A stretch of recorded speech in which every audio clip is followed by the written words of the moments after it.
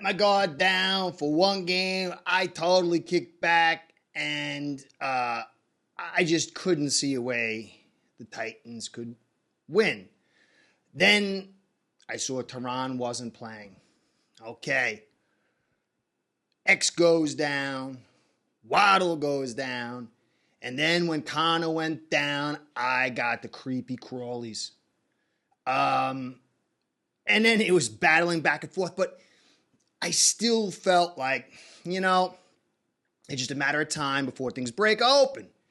And then it was 434 up 13 points. I had said we were going to win 13 to 17 points. And the meltdown of meltdowns happened. Didn't sleep well last night. I really didn't. I got a watch here that tells you how many how much deep sleep you get. I got a half an hour. You're supposed to get 1.5 to 2 hours. I couldn't stop thinking about the game. I found a stray cat, guys. Sorry. And we took her in. Kids love her. And she won't leave my side. She won't leave my side.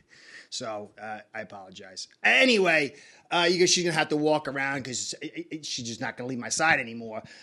So maybe she'll be on the show with me going forward. I don't know. This is bad. It's not doom. We're not doomed. But going through Twitter and seeing what people say, it's more, not everybody, but there's a lot of people don't understand what happened and what was leading up to this point. I said at the beginning of the year, my concerns were the offensive line, ability to not have to max protect, ability to run in key situations, and ability to run inside. And, Tehran, Connor, and Hunt could uplift this unit that had weaknesses in it, in depth and starting talent. But now Connor is out for the season, and that's the biggest concern. The loss sucks. But I'll explain it all. I see people that just don't get it. They don't get it. I heard somebody I like a lot. He's like, I don't understand. Only Hill can get open. They don't understand. I'm going to explain it. It's going to be hard. A lot of the height, the ceiling of the season with the loss of Connor is going to be dropped. You're not going to get, you don't hear as many, I'm sorry, Connor. I'm sorry, Jackson. Not that much today. And it shouldn't be. But guys, this is a bad situation. These next 4 teams, even the Jets, are dangerous. And there's a reason for that. And we can win, but it's going to force us to alter the game plan. And it depends what's going on with Hill. He got injured with the horse collar takedown. That was a clear horse collar. How is it not called? I told you these refs suck. And, they giveth and they taketh away. And we cheer when they giveth, but you got to be prepared for the takeaway. That should have been a horse collar. And he came back in the third quarter for a short period of time. Then he was out again. And that concerns me. And it's not that Hill... I'll get into it in a second, guys. I'm sorry. I haven't slept. I'm depressed. I've been waiting so long for this. And I've been doing the evaluator thing for a long time, and I let my guard down. And I got to hold tight, be still my beating heart. I've been taken for a fool. We still can do this, but now I am on edge. I'll get into the evaluation part after this. But guys, I want to say thank you so much for everything you do. I love to do this. I do. And you guys make it happen with the likes, the subscribes, the comments, the views. So I want to give you a shout out and a shout out to A-Spread, my sponsor. And shout out to Hazel too, because that's my new partner, it seems like. So without the 3 of you, this show ain't going down. Ace Per Head's betting software is the premier white label platform for bookies to manage their players and grow their sportsbook operation. Click the link in the description below to get set up in minutes. Ask for the Curtis promo and get a special introductory discount. All right, sloppiness, injuries. You could say maybe McDaniel's a little lack of running the ball inside could have turned his game around. But it comes down to the protection. I'm going to cut to the chase real quick, show you. So some people are saying, without Hill, we can't, Hill, the rest of the receivers. And we opened up the third quarter and we went down the field like poop to a goose. Hill was on the field, but so was Waddle. The two of them set game-changing leverage. I said that a long time ago. But if you notice, the 3 plays we went down the field, it was max protect with Waddle and Hill alone doing routes. 2 receiver routes on 3 plays in a row. No one else in the league, no one has Hill and Waddle who can generate 3 to 4 receivers worth of coverage out of 2 guys while max protecting. But why do we max protect? Why over the last few weeks have we increased our screens? Have we increased our play action? Because we don't trust the blocking. We don't trust protection, no matter what McDaniel says when he gets up there and the rest of the coaches. And you could see that when Hill came out, Waddle can't generate, and the rest of the receivers can't generate the respect and the game-changing leverage. If you took Waddle out and you just had Hill in there, it would slow him down too. He wouldn't be able to create it on his own. It's the 2 of them that allows us to amplify our protection by taking guys out of routes and letting these 2 freaks do their thing with Tua. Tua didn't have the greatest game, but he had some pretty darn good throws. But Cotton wouldn't play for anybody in the NFL. Eichenberg wouldn't play for anybody in the NFL.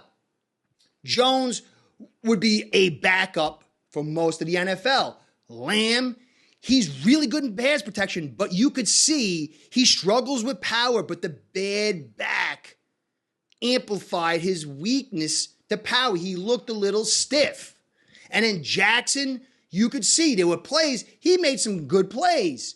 But there were also equal amount of plays he failed in the run blocking and he failed in the pass protection. How many times was he getting folded up? In that last critical drive, he got beat. This offensive line without Teron, Connor, and Hunt is not good enough. It's terrible. And so we could put McDaniel up there and yes, run the ball. We know that. Tua, he could have made a few bad throws, but he made some good ones. But this is not an offensive line that could generate this kind of offense without Hill and Waddle. And even with Hill and Waddle against the Titans were playing like they played us a few years ago, nickel all day. We ran and had big run yards to the edge, a few inside, because they're not a good run defense. 14th, not terrible, pretty decent. But they were playing off and we were running to the edge and they were in nickel. And we a lot of times had 1 and 2 tight ends or 2 blockers with Ingold in there, 2 running backs with Ingold in there. We out-muscled them and we got the run, but they were limiting our pass, especially when Connor went down, especially when Hill was not in there. We cannot generate the offense that we want, the quick throw depth with the protection without Connor, Teron, Hunt, and Hill. And you've got to start at the protection. It's what it's all about. Now, Chubb missing the sack and throwing a helmet down, that cost us points. The blocked field goal cost us points. But they muffed the punt. We got points. What happened in that last 4 minutes and 34 seconds? Now, Ramsey was beat on a big crosser. He was playing man. He played off. And he couldn't get there in time. And the coverage didn't look good. You didn't have Holland. Elliott got banged up. You got Jones in there. And people are going to start talking about Fangio didn't dial up. He did what he always does. They didn't come through on that first drive. But the number 1 offense in the league had 2 drives. 1 to run out the clock, end the game, and 1 to just get to field goal position. It was 1:49, no timeouts. But we couldn't do it. Why? We couldn't run the football. There was a run outside. It got shut down. Run to the left, shut down. Run inside, shut down. Sacks. Because the protection wasn't there. Hill wasn't there. When Hill and Waddle are in, everybody plays off. It creates space in the run game. It creates space to limit the blitzers and get them off a little bit and make the blitzers a little bit clearer to help out the protection and allows more guys inside. So, yeah, the defense failed us allowing 14 points, But this is the supposedly number one offense in the league, and we couldn't even get a first down on that first drive after their first score. And we couldn't get in field goal position. And it starts not with Tua. Let's not talk about Tua. You got guys that would not start in the NFL. Who in their right mind in a critical season like this would take Eichenberg, who's never played center, who's never succeeded at any position, and make him your primary center backup? Who thought Connor would go down? I feel bad for that kid. He's screwed. He was playing himself for a very high contract, and now he's going to be out to probably mid-2024. We're going to let him walk. Oh, sorry, buddy. Maybe we'll bring him back at a low price. We'll, shortchange you and bring you back here. But he got screwed. We are screwed. This offensive line, next week, Hunt's not going to be in next week, probably. Probably not. Tehran, probably. But Cotton, Eichenberg, and Jones. Jones is a man blocker, zone blocker, right guard with guys flanking him that can kind of protect him. He needs that. He doesn't have it now. It's going to be very difficult for us going forward. We're going to have to alter things. This is going to make McDaniel have to rethink a lot of his concepts, especially with whatever's going on with Hill. He's been battling a foot injury. He's battling some other stuff. Now he's got this. Guy's such a good guy. I love the way he's turning his life around. It sucks that happened to him. It's terrible. These injuries are compiling. And I've been saying that the body blows are building up. And we're getting a lot of injuries. And I don't know why so many injuries are coming our way. And now we got a short week to the Jets, who are going to play physical. They won last week. They know if they win this week and they beat us, they say Rodgers come back. So they're going to be playing for Rodgers. They're going to be playing for the season. They're going to be playing because they hate us. And then we got to go to Dallas. Or Dallas comes to us. And then we go to the Ravens. And then we got the Bills. This is either going to be an epic battle like the 300. And we're going to, they died. But, we're going to win and make the playoffs and do well. Or this is going to be a very, very poor ending in some fashion. But it's going to start with this offensive line. It's going to start with is Hill in there to magnify the leverage with Waddle to allow Tua to do what he can with the no offensive line. That's what it's all about. We can't be sloppy. The penalty at the end, the 5-yarder, it was the delay of game. They all moved at once. It was like a coordinated thing. I don't really see that stuff anymore, and it was kind of like got the guys off guard. I don't know. The Xavier Howard on Hopkins, where he pulled his arm down. Sometimes that gets missed because the ref is behind him, and Hopkins knows what he's doing. Should have been called, but Howard does stuff too and doesn't get called. So I don't know. But penalties didn't cost us the game, and even if we won this game and we lost Connor, the win would be there, but the problem would be there. You're going to miss Connor. All the people said Connor's got to go. They're going to get to see what it's like not to have him. And there's ways we can mitigate this if Robert Hunt and Tehran are in. But it's going to be very, very concerning. There's that movie, Sum of All Fears. The big three to drive this thing is now out for the season, and the other two are dinged. And what they got as far as the dings are not like ones that are going to go away. They're going to probably be naggers, and you never know when it's going to tear these two guys down. And then, unfortunately, you're going to get a lot of people that are going to start pointing the finger at McDaniel. They're going to point the finger at Hill, at Tua, and then they're going to point the finger at Fangio. And it's not to say they're innocent. They make mistakes and all this. But the bulk of it is the construction of the offensive line. Nobody in their right mind in a critical year like this. Eichenberg is a 2nd and 3rd round pick.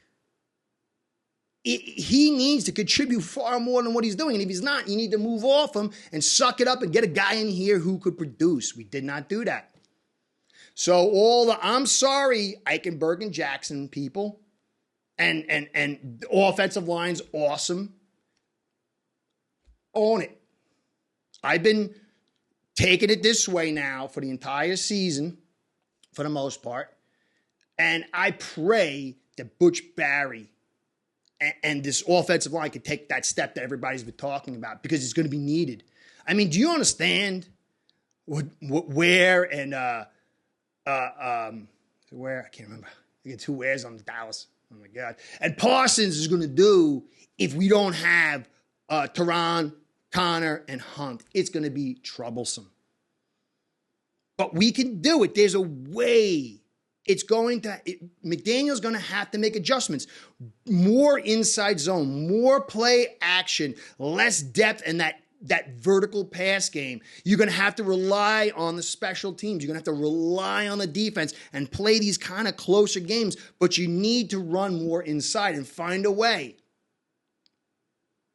It's going to be tougher. Maybe you can get, like I said, Jones on the left guard spot, Hunt on the right guard spot when he finally gets in and runs some inside zone. It's just Eichenberg's going to make it a problem because he cannot power block.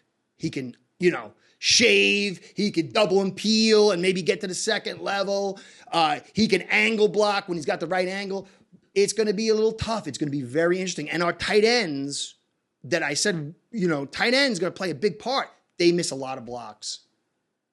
And this is going to be concerning. We got to win this Jet game, and we got to get out without injuries. We're in it. But you know what? Heroes, when they're against the wall and everything is against them, they rise up. This team should find a way. They should find a way. But this is very, very concerning. HN, guy's a speed demon. If you had a good offensive line, Mostert, man, these two guys carried us. I mean, they run against a nickel, but the speed, you build, especially Mostert, breaking a tackle. And HN has got some nice stuff. Hill is unbelievable. Tua had some great play. That one where he threw to Hill in the corner at the third play of the third quarter, unbelievable. But this defense, Seal is pick 6. But this is a low-end team. I got to give it to Levis. This kid is looking really good. He was under the rest. Unbelievable throws. The one throw where he gets hit and he throws like this to Hopkins. Unbelievable. This kid's got a bright future, I think. Titans fans, congratulations. You guys fought hard. You overcame. You got your own offensive line issues. But this Dolphins team is now in the fire. What are they going to do? Old Dolphins teams, they collapse, and it gets ugly. If we collapse, this could be the worst loss and the worst collapse in Dolphins history. But I got to believe somehow we can find a way. But it's not going to be easy. The offense that explosion, blow things out, it's going to be pulled back big time. Offensive line still generates because we're going to have to do more screens, pull more guys in. Just got to hope Hill gets back soon and it's not a nagger. Got to hope Hunt and Connor get back soon. I'll do a full study of the film to show you guys exactly what went down. Tough loss. Real tough loss. But this is where we're at. Jets, short turnaround. Is it must win? Must win. Must win. Let's hope. Let's believe. Let's be practical. Let's see. Let's see who gets back healthy and what's going on with these injuries. Anyway, guys, a quick one. I'll get back to you later. Sorry for the delay, but I was almost heartbroken. Curtis saying, catch you next time. Be well. Go Fins. Start building your own online sports book today by getting signed up with aceperhead.com service that'll allow you to book action on sports from all around the world.